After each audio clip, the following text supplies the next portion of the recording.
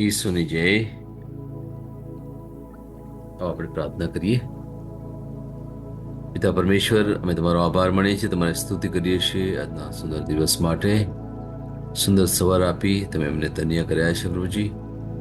અને આ સુંદર સવારે પ્રભુજી તમે અમને તમારા વચનો માટે અમને તૈયાર કર્યો છે. બસ તમારો આભાર માનું છું પ્રભુજી.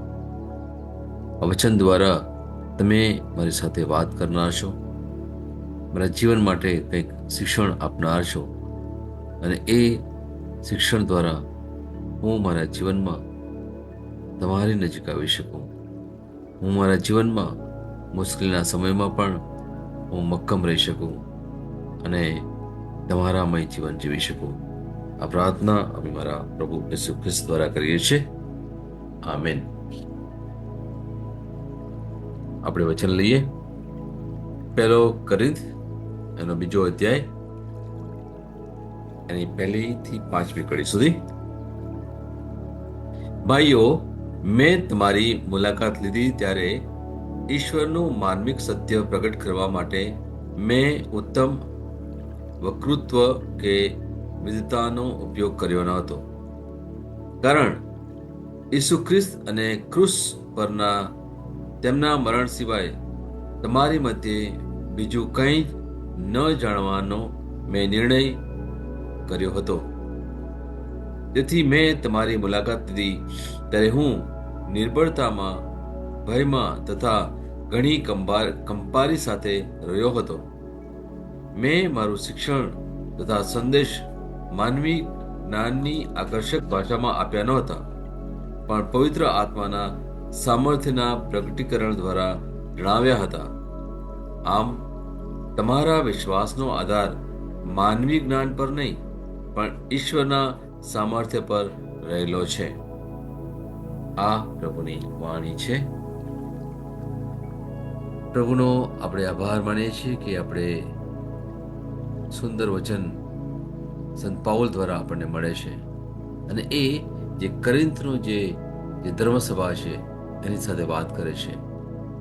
અને અહીંયા જે મુખ્ય બાબત સમજવાની એ જરૂર છે કે જ્યારે સંત પાઉલે એમણે પ્રચારનો જીવન શરૂ કર્યું ત્યારે પોતે હતા જ્ઞાની. એને કહેવાય ને આજના સમયમાં એને આપણે થિયોલોજીયન કહી શકીએ કે એમણે ધર્મશાસ્ત્રનો અભ્યાસ કર્યો હતો, એમની પાસે ઘણું બધું જ્ઞાન પણ હતું.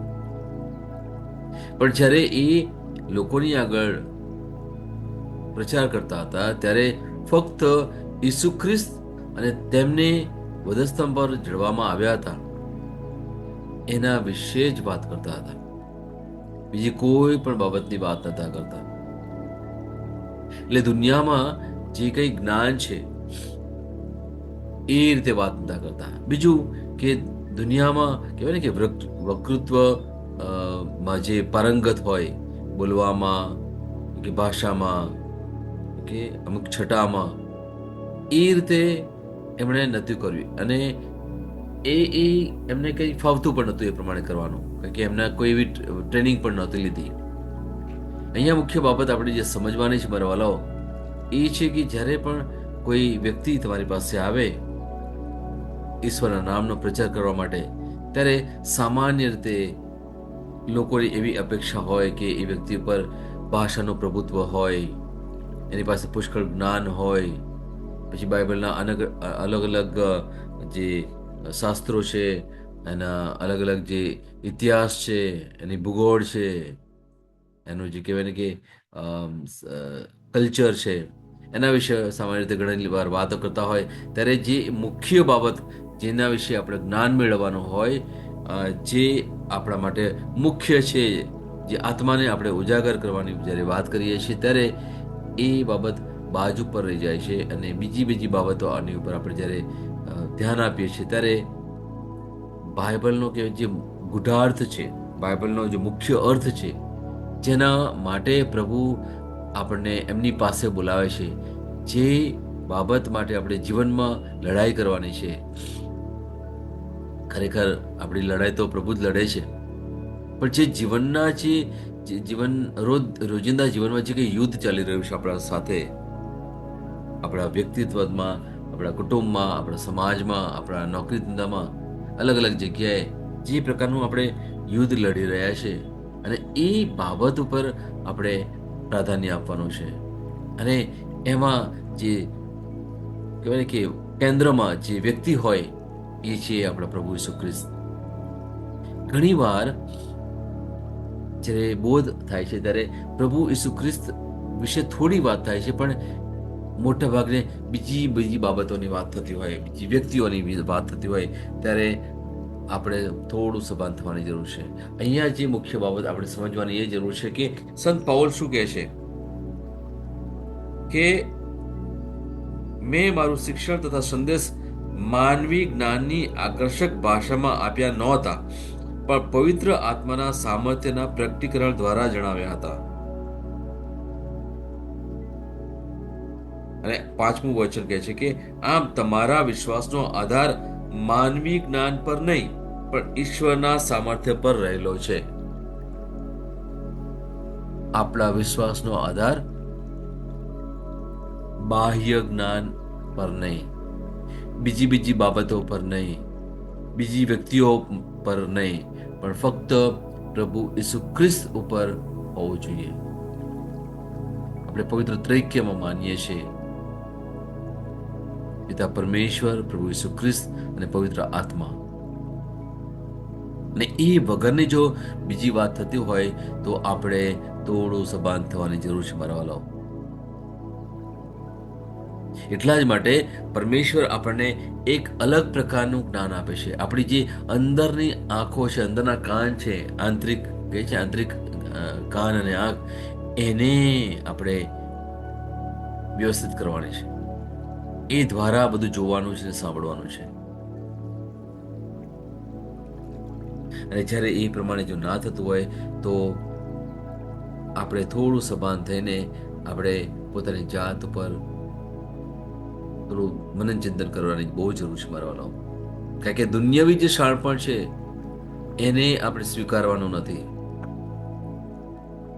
સંત પાઉલ જે વાત કરે છે એ આ છે કે મેં ફક્ત પ્રભુ વિશે વાત કરી છે, પ્રભુ ઈસુ ખ્રિસ્ત વિશે વાત કરી છે, એમના જીવન વિશે વાત કરી છે, એમના મૃત્યુ વિશે વાત કરી છે, અને મૃત્યુ દ્વારા આપણને શું મળે છે એના વિશે વાત કરી છે. એટલે દુનિયામાં જો લોકો ઓળખતા માંગતા હોય કે આ એક્સપર્ટ હોય ને, બહુ પારંગ હોય, ભાષામાં પારંગત હોય, અથવા બાઇબલના દરેકે દરેક પુસ્તક અથવા દરેક વચન ઉપર પારંગત હોય, અહીંયા સંત પાઉલ આપણને એના વિશે વાત નથી કરતા. તમારી પાસે જે પણ જ્ઞાન હોય પ્રભુ ઈસુનું, થોડા વચનો પણ તમને ખબર હોય તો એ વચનો દ્વારા પણ તમે તમારી જાતને ઉગારી શકો. અને આપણા માટે જે મુખ્ય બાબત છે અને એ છે ક્રુસ. ક્રુસ વગર આપણી પાસે બીજું કંઈ જ નથી મારા વાલાઓ. કારણ કે એક સમયે ઇઝરાયલમાં ક્રુસને એક કહેવાય ને કે શ્રાપ રૂપે માનતા હતા લોકો. કે મોટા ભાગના જે ગુનેગારો હતા એ સમયે એમને ક્રુસ પર ચડવામાં આવતા, ઘણીવાર એમને બાંધી દેવામાં આવતા, અને એક કહેવાય ને કે શહેરની બહાર એક જગ્યાએ એમને ટીંગાડી દે, અને એટલે સુધી કે એ ક્રુસ ઉપર જ મરી જાય. એમને પાણી પણ ના મળે, ખાવાનું પણ ના મળે, અને ઘણીવાર પુષ્કળ તાપ પણ હોય કે પુષ્કળ ઠંડી હોય કે વરસાદ હોય, અને એ વ્યક્તિ ત્યાં ટંગાયેલો હોય દિવસ ને રાત. લોકો ઘણા બધા ત્યાંથી આવતા જતા હોય, કોઈનાથી કશું કરી ના શકાય. એ ગુનેગારોની એટલી ખરાબ રીતે દુર્દશા થતી હતી. એટલે ઇઝરાયલમાં એ વખતે લોકો ક્રુસને એક શાપ રૂપ માનતા હતા. પણ એ જ ક્રુસને આજે આપણે એને આશીર્વાદ રૂપ માનીએ છીએ. કેમ? કારણ કે પ્રભુ ઈસુ ખ્રિસ્ત એવા જ ક્રુસ પર મરી ગયા હતા,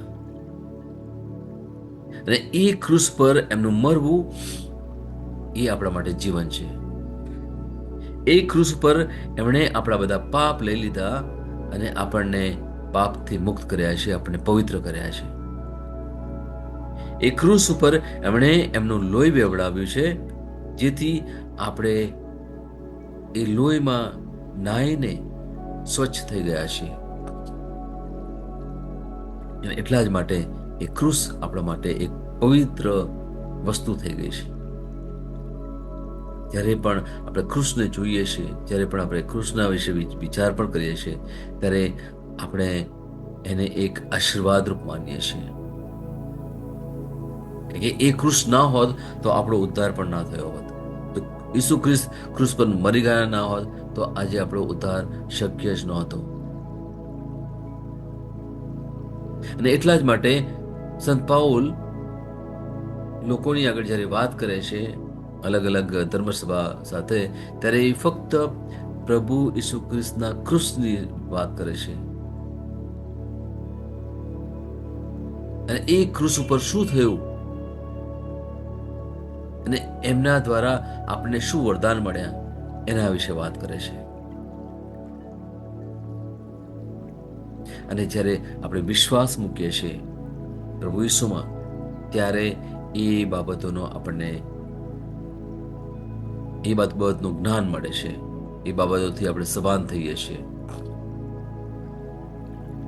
એટલે આપણે જે મુખ્ય બાબત જે વાત કરતા છે છેલ્લા 3-4 દિવસથી, અને એ મુખ્ય બાબત એ છે કે મનુષ્યના તર્ક ઉપર નહીં પણ ઈશ્વર પર ભરોસો રાખવાનો.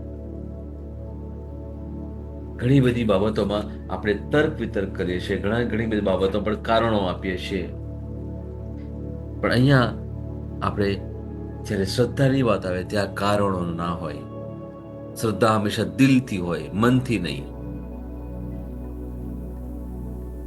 અને આ શ્રદ્ધા પણ આપણે ઈશ્વરે આપેલી એક દેન છે, પવિત્ર આત્માનું એક મોટું વરદાન છે.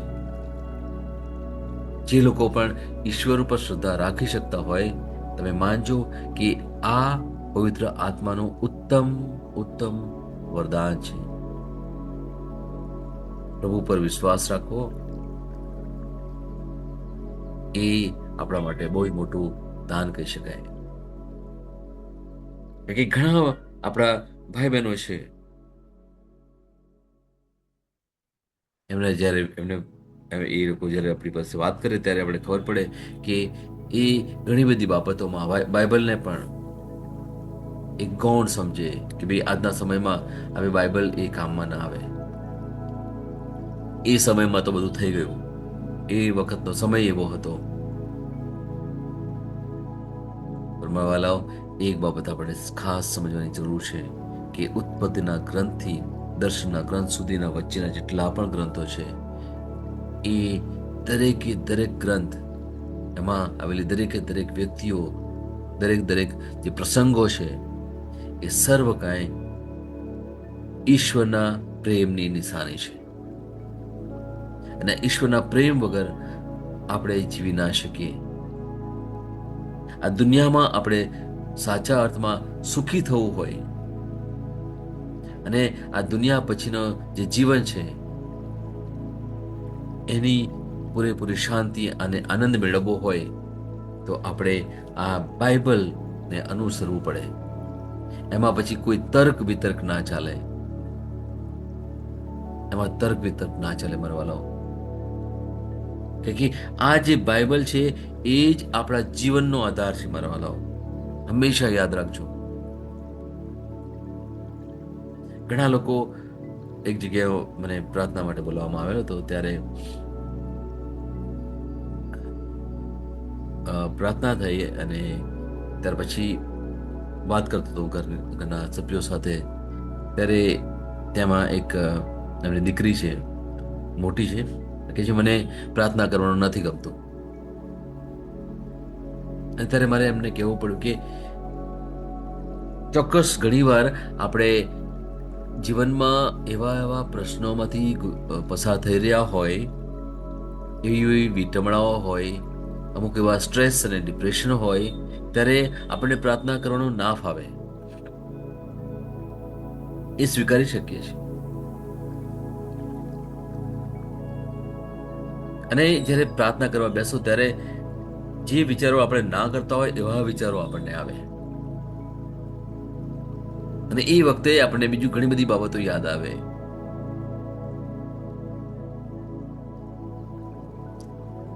આ શું બતાવે છે? આ એ જ બતાવે છે કે જે પેલો શૈતાન છે, જે આ અંધકારનો રાજા છે, એનું પ્રભુત્વ આપણા મન ઉપર છે. જાણે અજાણે આપણે એના કાબુમાં છીએ, અને એટલા જ માટે આપણે જ્યારે પ્રભુ વિશે વાત આવે ત્યારે આપણે દૂર ભાગતા હોઈએ, અથવા એ વિશે આપણે સમજવા માટે અથવા સાંભળવા માટે આપણે પ્રયત્ન પણ ના કરતા હોઈએ. આ અશક્ય છે, અશક્ય છે. અને આપણું જે મેં શરૂઆતથી જે મુખ્ય વિષય લઈને હું ચાલી રહ્યો છું, એ છે મન એક યુદ્ધ ભૂમિ. અને એમાં જો તમારે જો સાંભળવું હોય તો આગળના તમે એપિસોડ તમે સાંભળશો તો તમને ખબર પડશે કે મન એક યુદ્ધ ભૂમિ શું છે, શું થઈ રહ્યું છે આપણા મન સાથે. આપણા રોજિંદા જીવનોમાં કેવી કેવી હાડમારીઓ છે, કેવી કેવી કસોટીઓમાંથી આપણે પસાર થઈ રહ્યા છીએ વાલાઓ. અને એટલા જ માટે આપણે પ્રભુની જરૂર પડે, એટલા જ માટે આપણે પ્રભુના પ્રેમની, શાંતિ અને આનંદની જરૂર પડે, પ્રભુનું જે શિક્ષણ છે એની જરૂર પડે. સંત પૌલ આપણને અહીંયા આવે છે કે જે કોરિન્થનો પહેલો અધ્યાય એની બીજો અધ્યાય એની 1 થી 5 કડીમાં આપણને આ સુંદર રીતે સમજાવે છે કે હું દુનિયાવી રીતે વાત નથી કરતો. મારી પાસે જે દુનિયાનું જ્ઞાન હોવું જોઈએ, જે ભાષા ઉપર મારું પ્રભુત્વ હોવું જોઈએ, એવી રીતે હું વાત નથી કરતો. બાઇબલમાં ઘણી બધી બાબતો છે, પણ એની વિશે હું વાત નથી કરતો. હું જે મુખ્ય વાત કરું છું એક ઈસુના ક્રુસ વિશે વાત કરું છું, ઈસુના જીવન વિશે વાત કરું છું. એ જ મુખ્ય બાબત છે.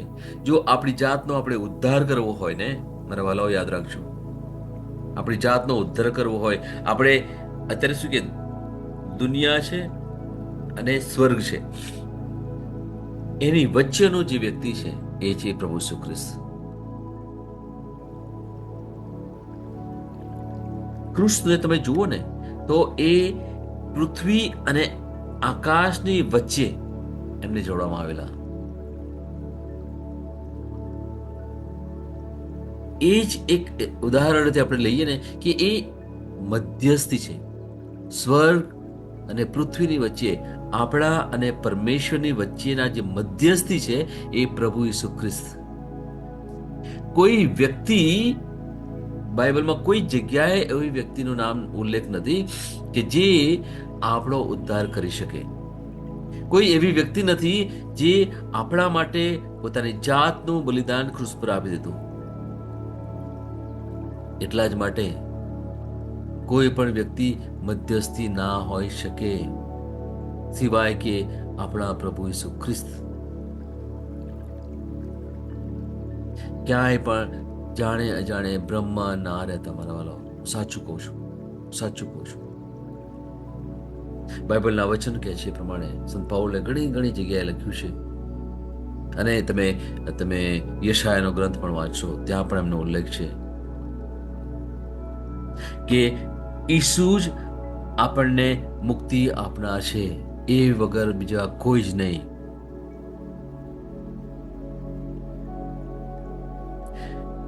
જીવનમાં આપણે ઘણીવાર શું કરીએ છીએ? તર્ક વિતર્ક કરતા રહીએ છીએ. આપણા મનથી આપણે બધું વિચારતા રહીએ છીએ, અને ત્યારે ઘણીવાર આપણે સત્યથી દૂર થઈ જઈએ છીએ મારા વાલો. સત્યથી દૂર થઈ જઈએ છીએ. હું અહીંયા વારે વારે તમને એક વાત કરું છું જે મેં મારી જાતે જ એક અનુભવ કર્યો છે. એ આ છે મારા વાલો કે પ્રભુ ઈસુ ખ્રિસ્ત જ આપણા મુક્તિદાતા હોઈ શકે. કોઈ બીજી વ્યક્તિ મુક્તિદાતા ના કહી શકે, પોતાની જાતને એમ ના કહી શકે હું તમારું તારણ કરનાર છું. ના, તારણહાર ફક્ત એક જ છે, મુક્તિદાતા ફક્ત એક જ છે.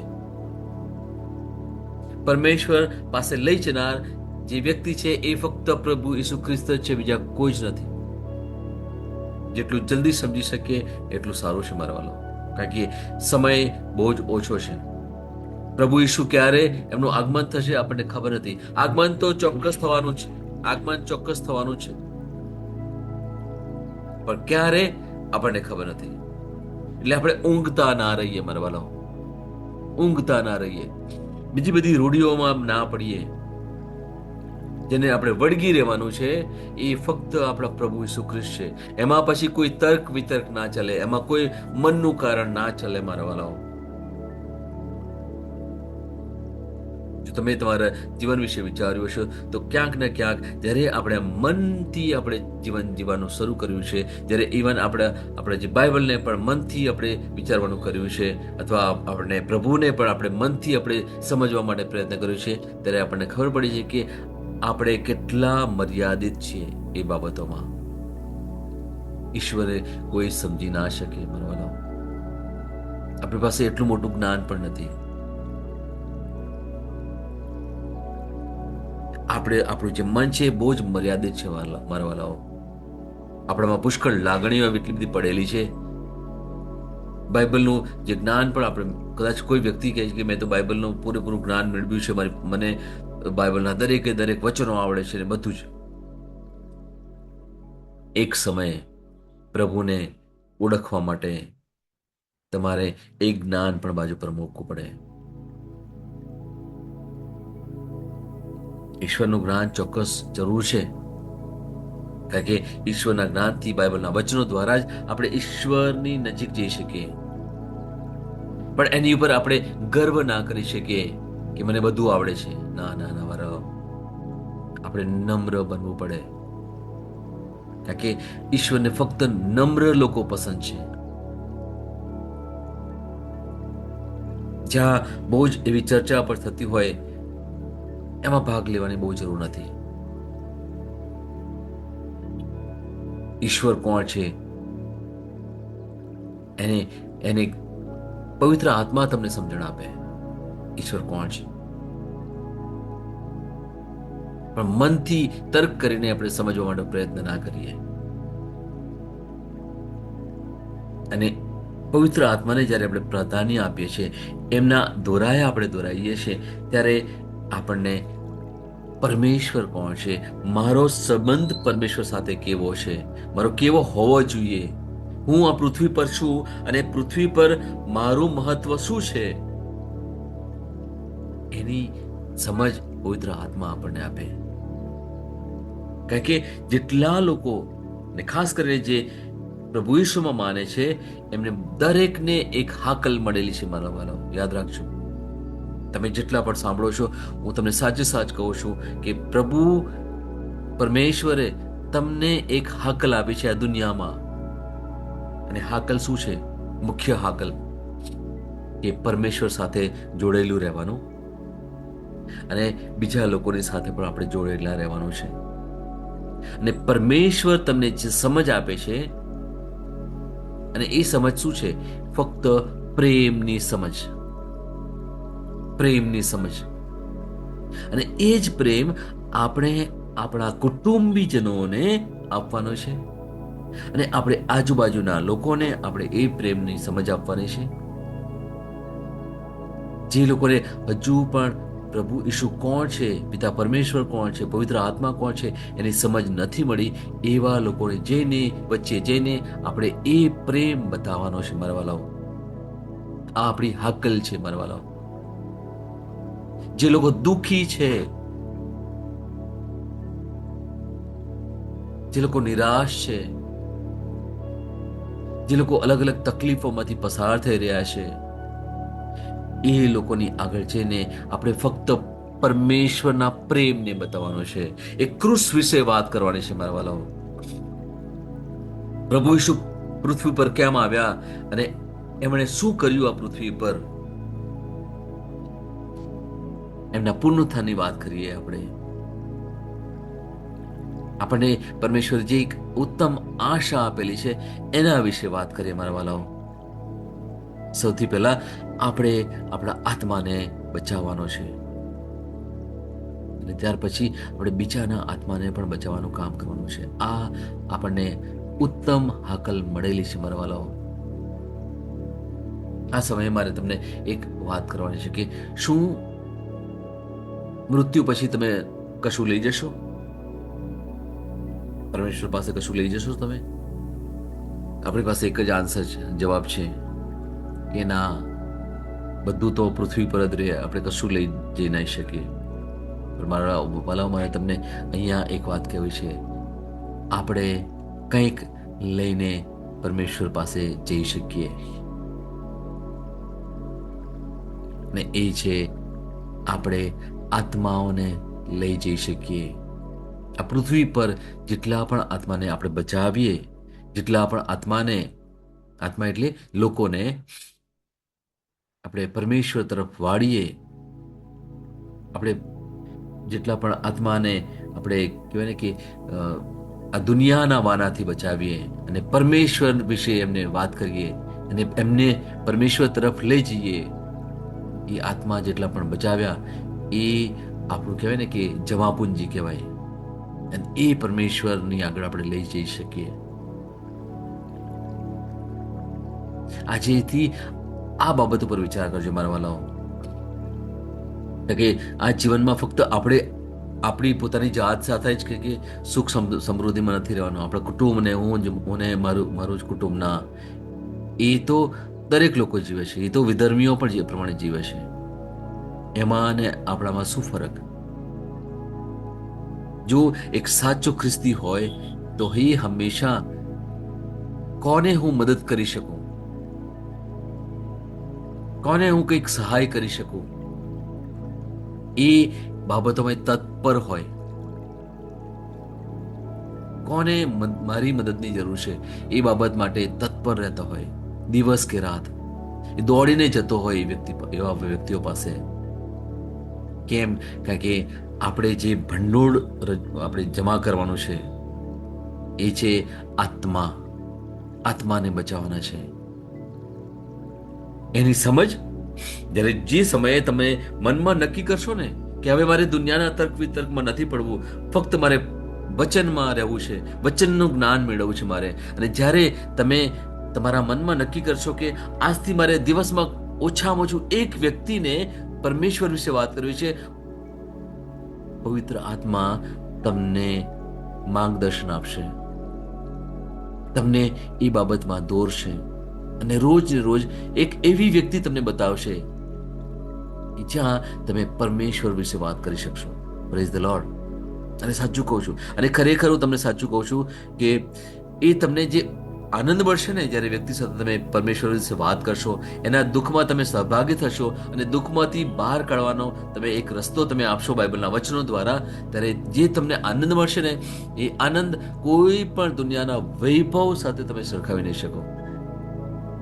એ જે આનંદ છે એ બહુ જ ઉત્તમ આનંદ આપણને મળે છે. જે પ્રચારકો તમે જોયા હશે, ભૂતકાળના પ્રચારકો, અત્યારે હાલના પ્રચારકો, જે સાચા અર્થમાં પરમેશ્વરનો સંદેશ લોકોની આગળ લઈને જાય છે, એમના માટે દુનિયાનું સુખ બહુ મહત્વનું નથી હોતું.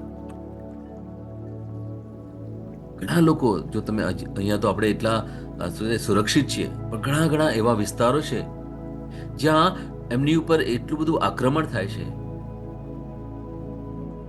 એમની ઉપર એટલા બધા પ્રહારો થાય છે, છતાં પણ એ કહે છે તમે મને મારી નાખશો ને છતાં પણ હું પ્રભુના નામનો પ્રચાર કરીશ. આવી તાકાત ક્યાંથી આવી છે એ લોકોનામાં? આ તાકાત આવે છે ક્યાંથી? આપણે ઘણા બધા એવા ઉદાહરણો ખબર છે કે લોકો શહીદ થઈ ગયા ઈસુના નામ ઉપર. એ મરવા માટે પણ તૈયાર થાય છે. આ તે કેવો પ્રેમ! મારા વાલાઓ, આ એ જ પ્રેમ તમને અને મને પણ મળેલો છે, પરમેશ્વર આપણને આપેલો છે. કે જ્યારે સાચા અર્થમાં આપણે પ્રભુના પ્રેમમાં પડીએ ને ત્યારે પછી આપણને બીજી કોઈ પણ બાબત આપણને દેખાતી નથી, બીજી કોઈ પણ બાબત આપણને સારી નથી લાગતી. આ પ્રેમમાં પડવાની બહુ જરૂર છે મારા વાલાઓ. પ્રેમ ક્યારે કરી શકાય? પ્રેમ ત્યારે જ કરી શકાય જ્યારે આપણે જે મનના જે કારણો છે, તર્ક વિતર્કો, એને આપણે બંધ કરી દઈએ.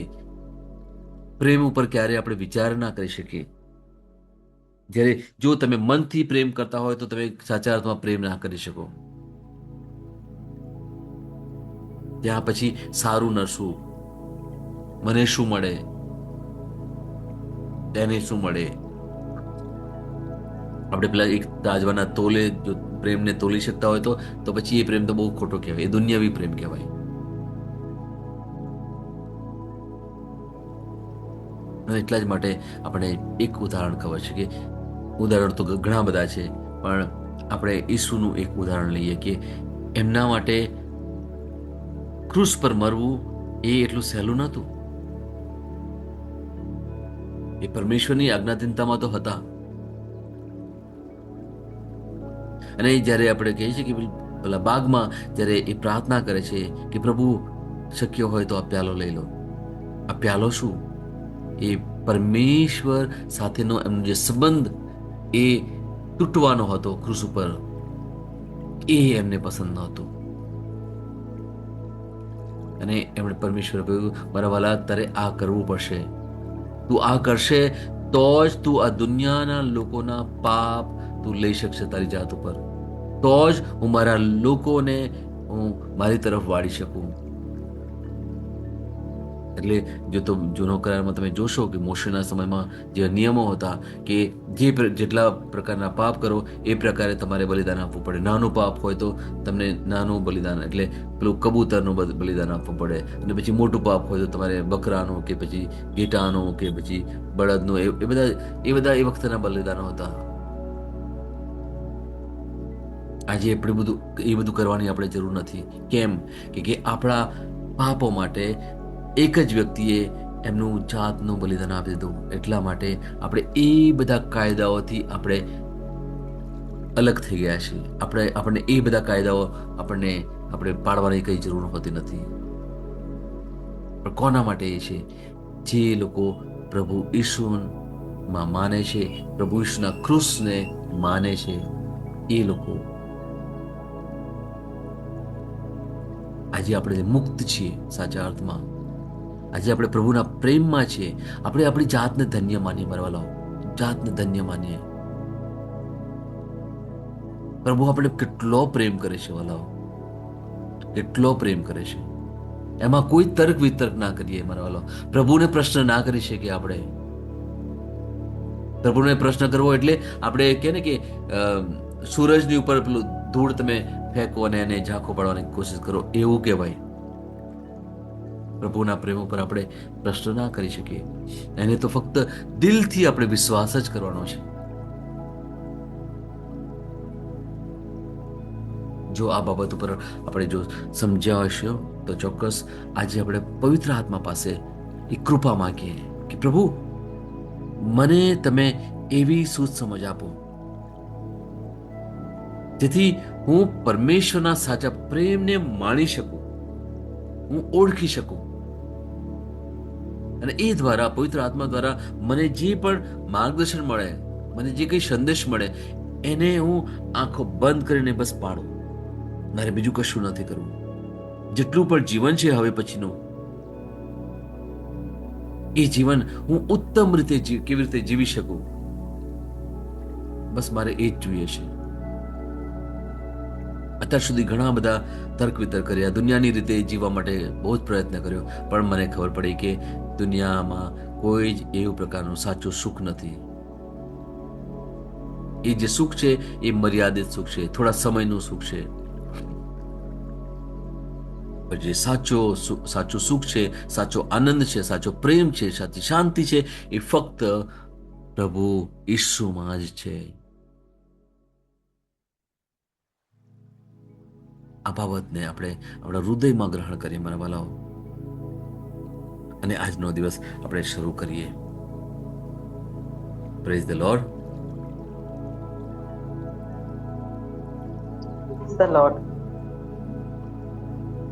આવો આપણે વચનની ઘોષણા કરીએ. તમે એ રીતે બોલો કે અર્થપૂર્ણ રહે. 23મો દિવસ, વિશ્વાસ ઘોષણા. હું જાહેર કરું છું કે હું લોકોનો ઘડનાર છું. હું અન્ય લોકોને તેમનામાં શ્રેષ્ઠતા લાવવા અને તેમના સપના સાકાર કરવામાં મદદ કરવા માટે તથા પ્રોત્સાહિત કરવાની તકો શોધું છું. હું વિશ્વાસ અને વિજયના શબ્દો બોલું છું. તેમને સમર્થન આપું છું, તેમને મંજૂર કરું છું, તેમને જણાવું છું કે તેઓ મૂલ્યવાન છે. હું તેમની મહાનતાના બીજને બોલાવું છું.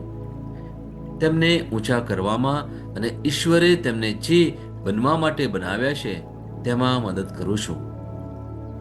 હું ખ્રિસ્તમાં જૂના સ્થાનો બાંધવા, ઘણી પેઢીઓના પાયાને ઊભા કરવા માટે સજ્જ છું. હું ભંગાણનો સમારકામ કરનાર છું, રસ્તાને પુનઃસ્થાપિત કરનાર છું, જ્યાં બધા ખ્રિસ્તના જ્ઞાનમાં રહે છે. આ મારી ઘોષણા છે. દૈવી સ્વાસ્થ્ય કબૂલાત. વાલા પિતા, તમે મને મારી અંદર તમારા પવિત્ર આત્માની હાજરી દ્વારા આપેલા અવિનાશી જીવન માટે હું આભારી છું. ખ્રિસ્તની શક્તિ મારા શરીરમાં કામ કરી રહી છે. હું મારા જીવનમાં અનેકવિધ આશીર્વાદો અને ભલાઈ માટે આભારી છું. આમીન. હું જે પણ ઈસુના નામ પર બોલું તે થશે જ.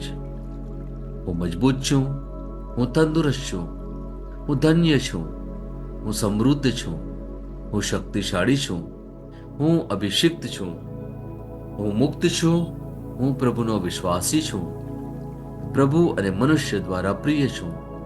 હું જે જોઉં છું તે નથી બોલતો, પણ જે જોવા માંગુ છું તે બોલું છું. હું એક અવિભાજ્ય બીજ છું. હું મારા પ્રભુના ઘરમાં સારી જમીન પર રોપાયો છું. હું મારા ઈશ્વરની વાડીમાં નારિયેળના ઝાડની જેમ ફૂલું ફાલું છું. હું ખરા સમયમાં મબલક પાક આપું છું. હું પ્રભુમાં તાજા લીલા વૃક્ષો જેવો છું. હું વૃદ્ધાવસ્થામાં પણ ફળદાયક રહીશ. મારા પાન કદી નહીં કરવાય. હું જે પણ પ્રભુ ઈસુના નામમાં કામ કરીશ તેમાં સફળ થઈશ. ઈસુના નામમાં વસ્તુઓ હંમેશા મારા માટે કામ કરી રહી છે. હું ખ્રિસ્ત ઈસુમાં દરેક આત્મિક આશીર્વાદ મેળવનાર છું. હું મારા મનને ખ્રિસ્તના મન જેવું સંપૂર્ણ થવાનું કહું છું અને તેને નિર્દેશ આપું છું કે તે પ્રભુના વચનો દ્વારા ચાલે. હું મારા રજ્જુ અને ચેતાને જીવનની વાત કરું છું. હું મારા સ્નાયુઓ અને અસ્થિબંધન માટે તાકાત બોલું છું. હું મારા હૃદય સાથે જીવન શક્તિની વાત કરું છું. હું સામાન્ય શ્વાસની પ્રક્રિયા જળાવવા માટે મારા ફેફસા અને પેશીઓ સાથે વાત કરું છું. મારી કિડની, યકૃત અને સ્વાદુપિંડને સંપૂર્ણ સ્વાસ્થ્ય અર્પું છું. મારા લોહીના દરેક કોષમાં જીવન છે. મારા હાડકાં સાદા અને નાજુક અસ્થિઓ ગોઠવાયેલા, મજબૂત અને મક્કમ છે. મારી આંગળીઓ ઉત્તમ રીતે કાર્ય કરે છે. મારી આંખોનું તેજ સારું છે. મારા કાન શ્રેષ્ઠ રીતે કાર્ય કરે છે. મારી ત્વચા નવા જન્મેલા બાળક અને ઈશ્વરની સુંદરતા જેવી મુલાયમ અને તંદુરસ્ત છે. મારા વાળના મૂળ સજ્જડ છે. હું મારા વાળને મજબૂત રહેવાનો આદેશ આપું છું અને જ્યાં વૃદ્ધિની જરૂર હોય ત્યાં હું વાળ ઉગવાનું કહું છું. મારા દાંત, અવાળા, જડબા, રક્તવાહિની બધું જ સ્વસ્થ, મજબૂત અને સંપૂર્ણ છે. મારા બધા હોર્મોન્સ અને ન્યુરોકેમિકલ ટ્રાન્સમીટર એકબીજા સાથે સંપૂર્ણ સુમેળમાં છે અને તેમના કાર્યોને સામાન્ય રીતે ચલાવી રહ્યા છે. મારું પાચન તંત્ર તંદુરસ્ત છે. તમામ ખોરાકને પચાવવા સક્ષમ છે.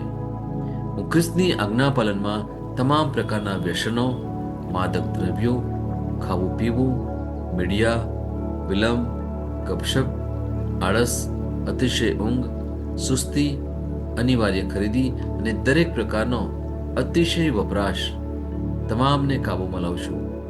જેમ ઈસુ છે તેવો જ હું છું.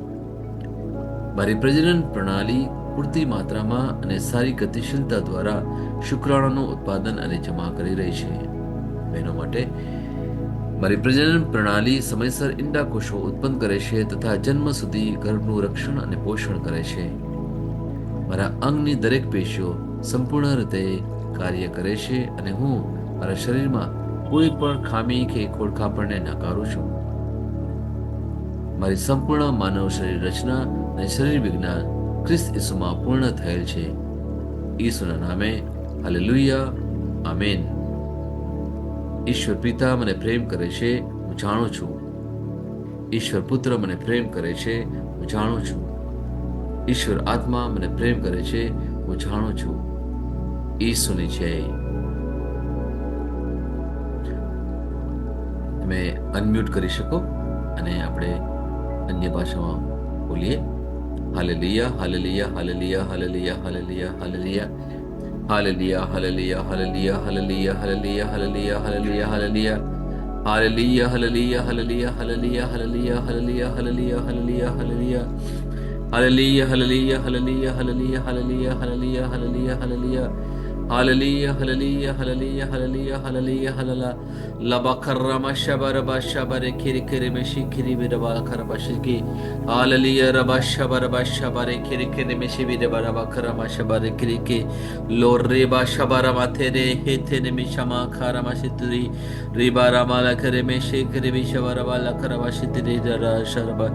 Roba raba shibiri bishibiri ba alaba rekri tere meni hori ba alaba kri tanama shore bikira. Rete rira raba sharaba kalari bitene bo shabale kri tamashutida. Di hara mahakil bara shotan mi karabas balakritare. Riba raba shebe bishaba raba shabala karaba shekere bishaba. Lere re shere bishaba raba shekere bishaba raba kere kere sharabati. Raba shabaraba kore me shabare teri de kere shamatori karabashti. Halali rama hakoro boshabarati. Riba shabara bara bala bakrama shoti mi harabate tera. Ribar makole mahatri vishimukhin masho mandiri. Riba raba shubara vishibiri biri shabara bashabara kara kara bashikri. Lara rara bashabara bakara shore badara kara kara bashabara tir barakari. Libaraba shabaraba shabara bashikiri dara sharabara barshadadi. Rebarabara shabarabara kara kara bashikri bishabara bashabara bashabara bashikri. Ola liarbar bashiri de shiri de kare bashabara bakora bashibiri bishabara batale. Lara rara sharabashi yabara kara bashibiri barshara kalabashu bani vichiri. Lara rari rabashabara bashabara kara kara shabashiri. Hallelujah, hallelujah, hallelujah. Thank you. Praise Jesus, praise the Lord. Praise the Lord. पिता परमेश्वर न जय हो, पिता परमेश्वरનો જય હો. प्रभु यीशु न पिता जय हो, પરમેશ્વરનો જય હો. પ્રભુ ઈશુનો જય હો. पवित्र आत्मा न जय પ્રભુ हो, ઈશુનો જય હો. પ્રભુ આત્માનો જય હો. पवित्र त्रैक्य न जय हो, પવિત્ર તૈક્યનો જય હો. यीशु नि તેનો જય जय. હો. ઈસુની જય.